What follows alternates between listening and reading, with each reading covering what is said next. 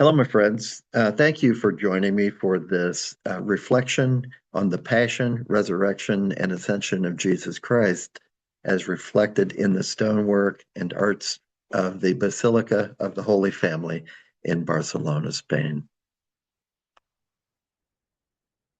Methodists share a common heritage with other Protestant denominations in that the majority of our worship spaces are not highly decorated. We don't have a lot of statuary. We don't have a lot of paintings. This is John Wesley's first church called the New Room. And the paintings or photographs along the walls are probably more new additions related to the fact that this is a bit of a museum piece rather than things that were there while he was preaching.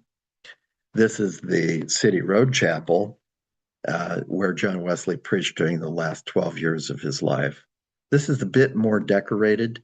Again, some of the imagery there reflects United Methodism, which was not a concept that John Wesley knew about. The stained glass windows are much more decorative than in the first chapel. And yet, while this was taking place in the 1700s, the competing denominations included the Anglican Church.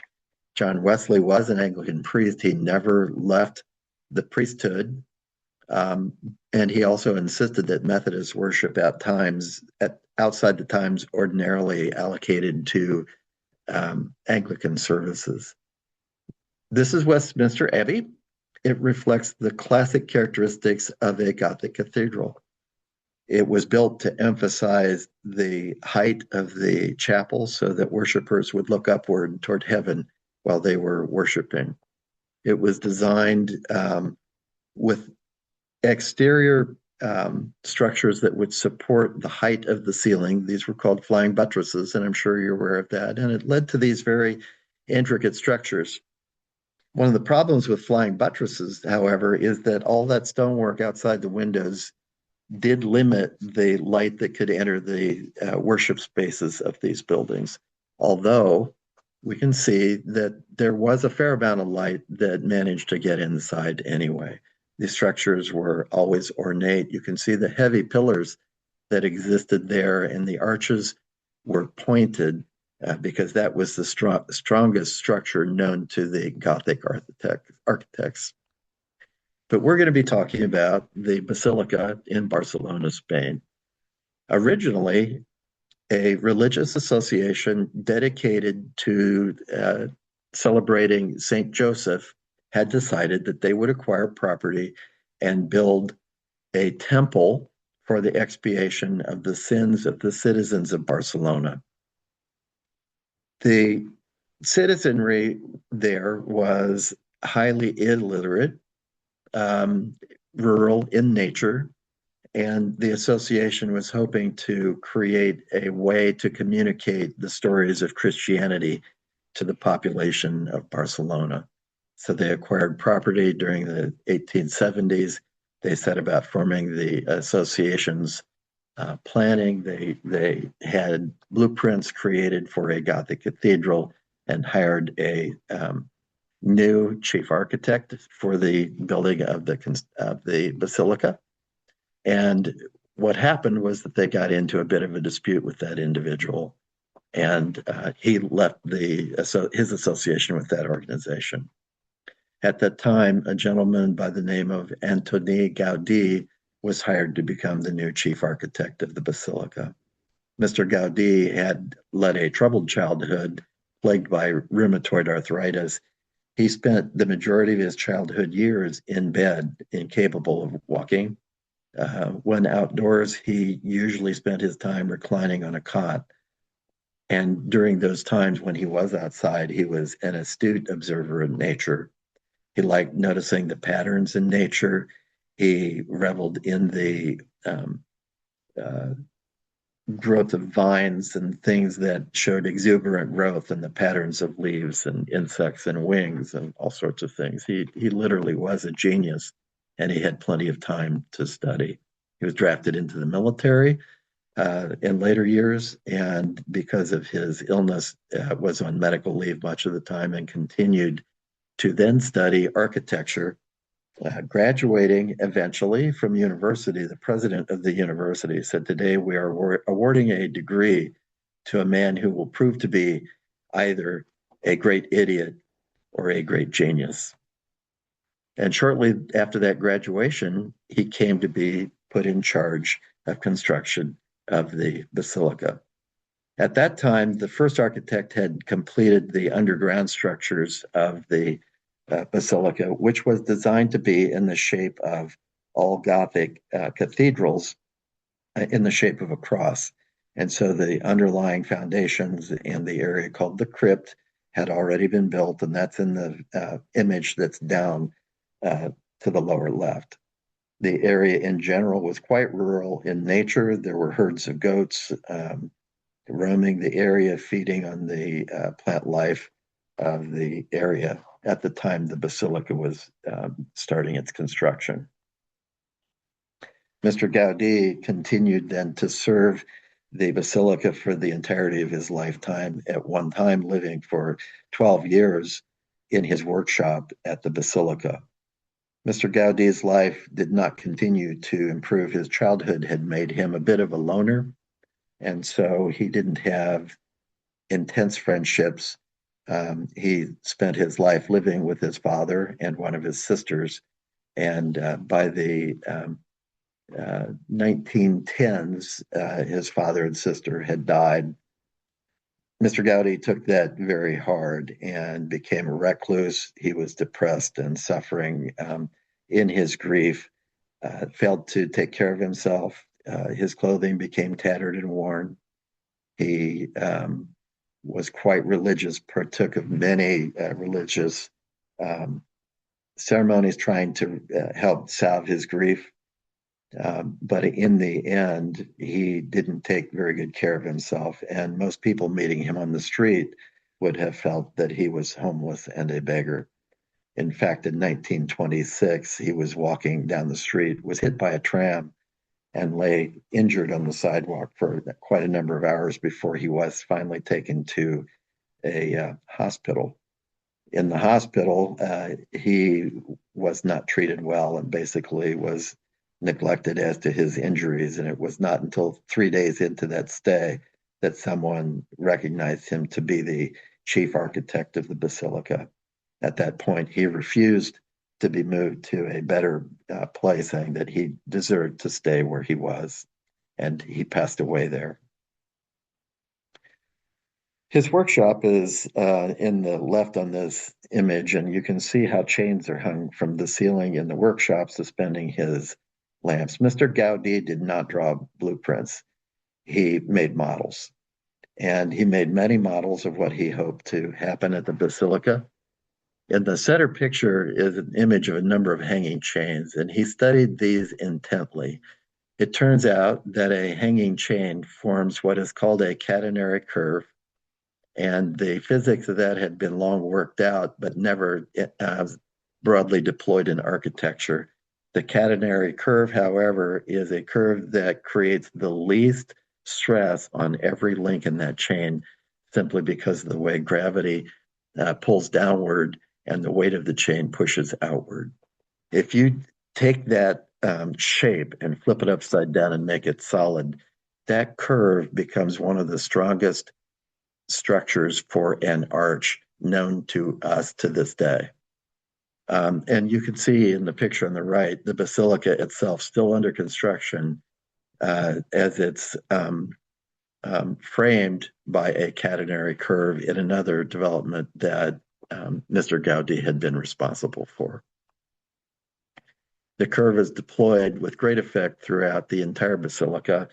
The decorative archwork features this curve. The shapes of the towers feature this curve, and it is the key to a structure that can be as tall as this basilica and to not require the buttresses that are seen in all of the preceding Gothic cathedrals. This is the basilica as it has most recently existed, still under construction. It is predicted to be finished yet this year. However, the grounds around it will feature a grand plaza, and that won't be fully accomplished until the mid-30s. And the right in this picture is the way the basilica looked at the time Mr. Gaudi passed. The facade, which is facing us in the colored picture on the left and can be seen on the right, is the only facade of this basilica that Mr. Gaudi saw before he died. The east side of the basilica is far different than the west. The east tells the story of the Nativity in classic Greco-Roman statuary.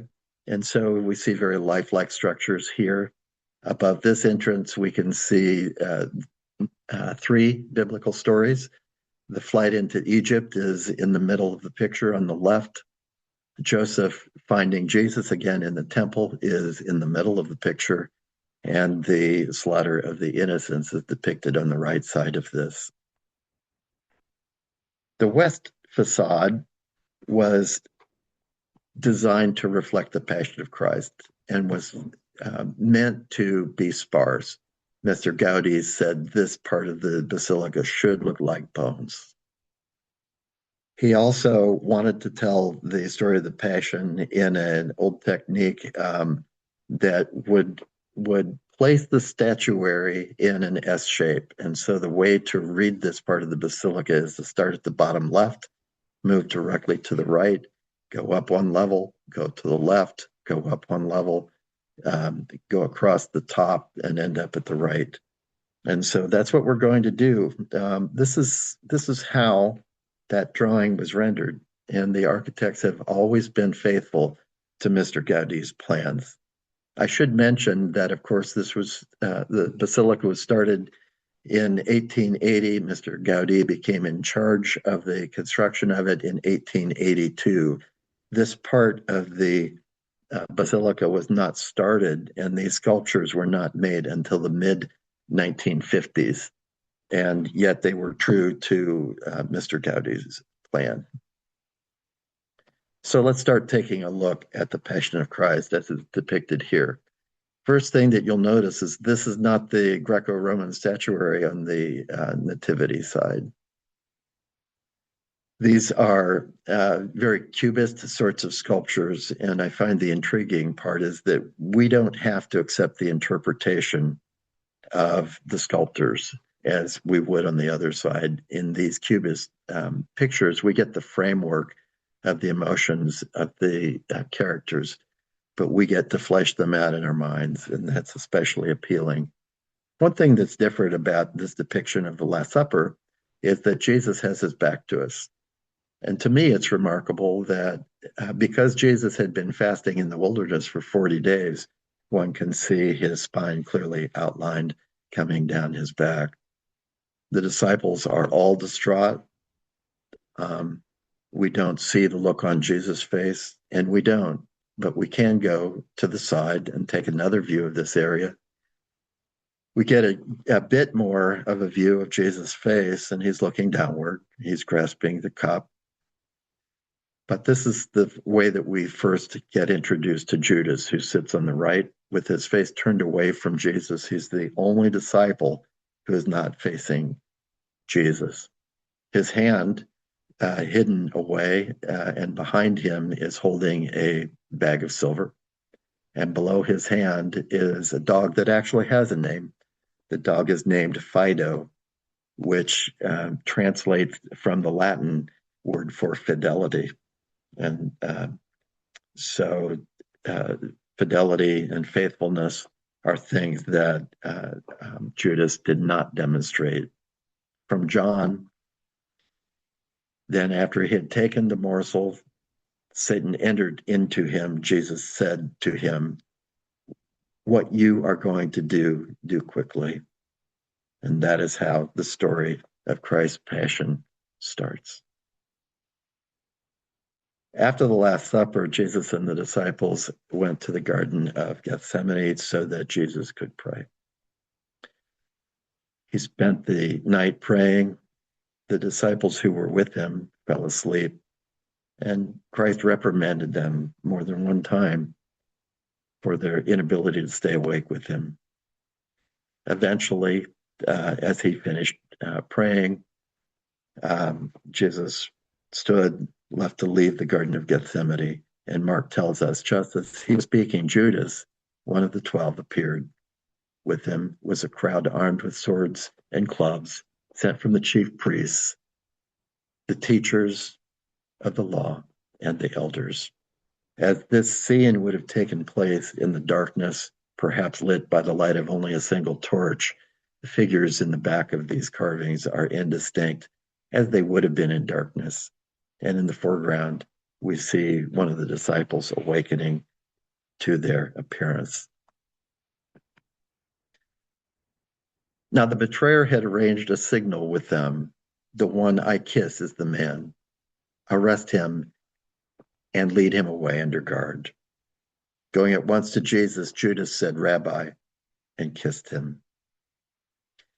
The stonework here shows Judas really in a loving embrace with Jesus, draping his arm around him and apparently delivering a loving kiss.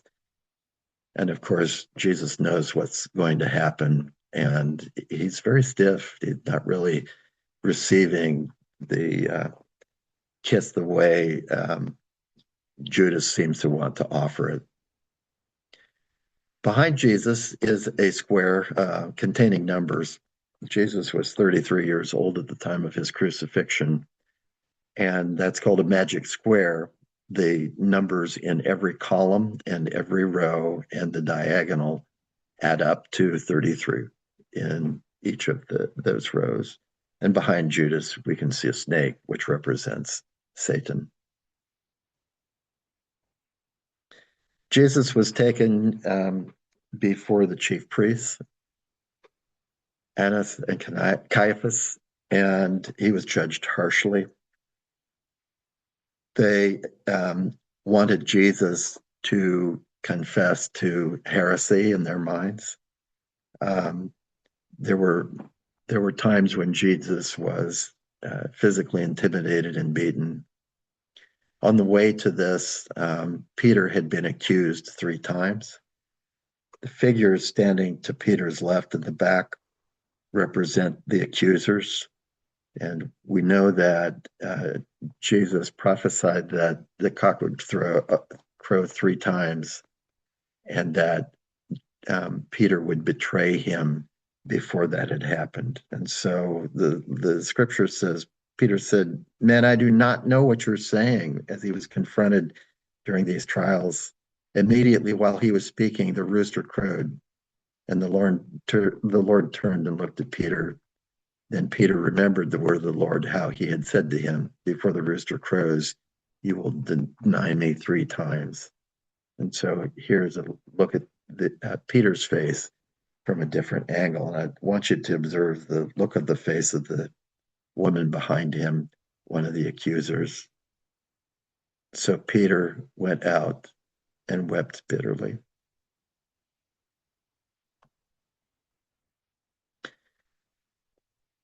Then Pilate took Jesus and had him flogged. The soldiers twisted together a crown of thorns and put it on his head. In this scene, we see Judas kissing Jesus to the upper left. The depiction of the rooster is on the upper right, and the 3 women, the 3 accusers, are on the upper right. And Jesus stands here, bound to that column for the flogging. This is the entrance to the basilica on this side of the cathedral. And if you visit the cathedral, or if you visit the basilica, you will walk by Jesus in this state. Once more, Pilate came out and said to the Jews gathered there, "Look, I am bringing him out to you to let you know that I find no basis for a charge against him." When Jesus came out wearing the crown of thorns and the purple robe, Pilate said to them, "Here is the man. Ecce homo is how that is said in Latin. Now, Pilate had received a communication from his wife, who had suffered a nightmare, and said to him, "Have nothing to do with this innocent man. This will be nothing but trouble for you." And so Pilate is depicted as a very troubled individual. He did not he is not depicted here as relishing making this introduction back to the crowd. And yet he eventually was convinced to wash his hands of the matter. John tells us finally Pilate handed him over to them to be crucified. And in this sculptural group, he is washing his hands. His wife at the right side is turning her back on him and leaving in sorrow. And so Christ was led away to be crucified. Jesus fell twice on the way to Golgotha. This is the first time, and he fell in front of the three Marys. And I think it's probably more moving than anything for their faces to not be shown here. We are allowed to fill in the gaps for ourselves and to imagine the distress that they are in. Simeon on the right is told by the legionnaires to pick up the cross and to bear it for Jesus. And so that is the essence of this scene. Jesus continues to struggle. And in this scene, there are many points that I'd like to raise. So first of all, he is faltering. The image in the very center depicts a woman whose name is Veronica. In the apocryphal Gospels, those Gospels who the early elders of the church felt were not as well sourced or documentable as the ones that we read as Methodists, are called the apocryphal Gospels.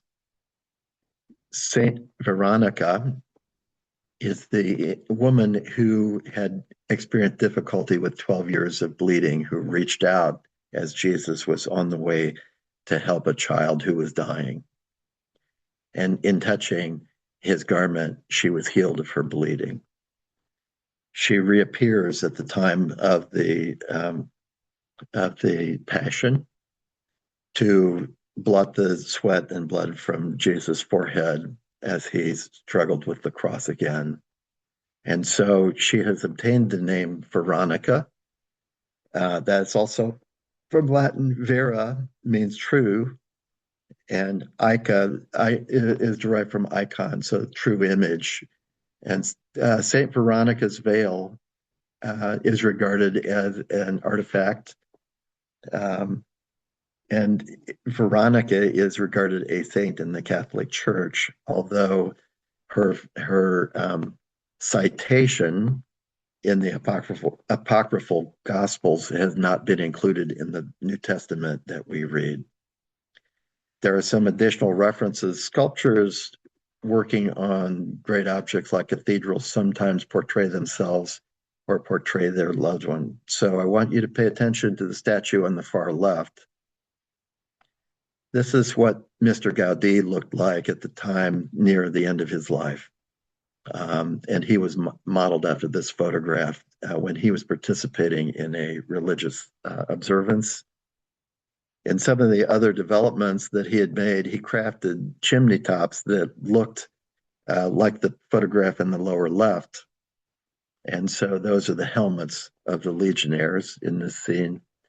And that is the veil of Veronica, which interestingly is sculpted in a technique called low relief, so that when one walks past this, Jesus' face stays pointed directly at the observer as they pass by.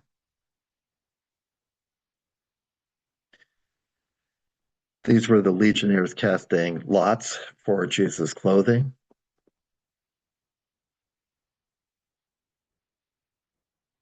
And finally, the crucifixion has taken place.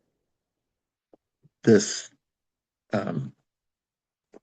set of sculptures is directly above the entrance that we looked at earlier. Christ has collapsed. John tells us, and when Jesus had cried out again in a loud voice, he gave up his spirit. And so he is now limp and hanging on the cross. His face is directed downward. And if you were to stand in front of those doors and look directly upward, this is what you'd see. Jesus' face is directed at us. And above us is an element of the basilica that represents the temple of the curtain in the temple. Matthew says, at that moment, the curtain of the temple was torn in two from top to bottom. And so that is what is said in stone about Jesus here. As Jesus was taken down from the cross, the Sabbath was approaching, and he was taken to a new tomb which had not yet been used. Here he's placed in that tomb, and the grief on the faces of those working with his body is evident. And we all know that this is not meant to be permanent. 3 days later, on Sunday morning, Mary came to the tomb and was met by the appearance of an angel. But the angel said to the women, do not be afraid, for I know that you are looking for Jesus who was crucified. He is not here, for he has been raised. As he said, come, see the place where he lay. And so this is more typical statuary. This is right at the very top of the archways that form the facade of the Passion facade. The angel is sitting on the rolled away stone pointing upward. And at the bottom right, you can see how far from that structure you are if you are at ground level looking up. When you are close to the cross at the top, it is actually 24 feet tall and weighs 18 tons. Those are three angels giving thanks and praising God for the resurrection of Jesus. And behind that structure, we now have our backs to the wall of the basilica, is an area called the quarry. It depicts uncut rocks near the tomb. And one can see both the angel sitting on the rolled away stone in the center of the photograph and the angels giving praise at the top near the base of the cross. This area is planted with plants common to the Middle East at the base. And directly at our backs, while we were looking at that, is a structure called the resurrection window. This is ablaze in the evening. All the windows on that facade face west, and the cathedral or the basilica is filled with orange, scarlet, and yellow light at that time. These windows nearly fluoresce in the darkness at that time. This is not at sunset, but you can get an appreciation of how brilliant the colors can be in this building.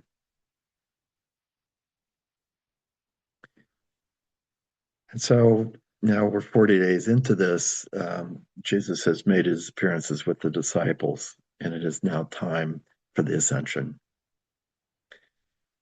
And that's what this represents. It represents the ascending Jesus. Acts tells us, after he said this, he was taken up before their very eyes, and a cloud hid him from their sight. They were looking intently up into the sky as he was going, when suddenly two men dressed in white stood beside them. Men of Galilee, they said, why do you stand here looking into the sky? The same Jesus who has been taken from you into heaven will come back in the same way you have seen him go into heaven. And while we have a good look at Jesus there from the ground, you can see that he's quite distant. He really is ascending into heaven the way he's portrayed in the stonework. I'm going to finish by showing you the monogram of Sagrada Familia.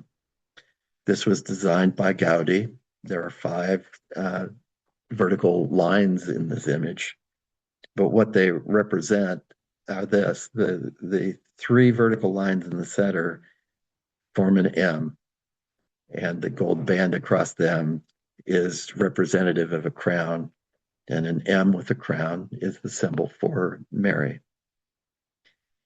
To the left in this picture is more of a J-shaped line, but it's still nevertheless a vertical line, and it's crowned with a sunburst, a stylistic sunburst symbol, and that is the symbol for Jesus.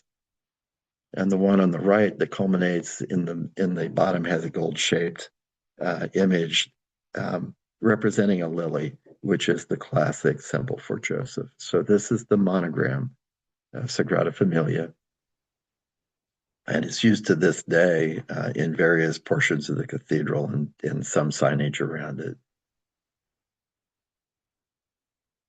And that, my friend, is the way I'm going to end. Thank you for joining me, and I hope you enjoyed these views.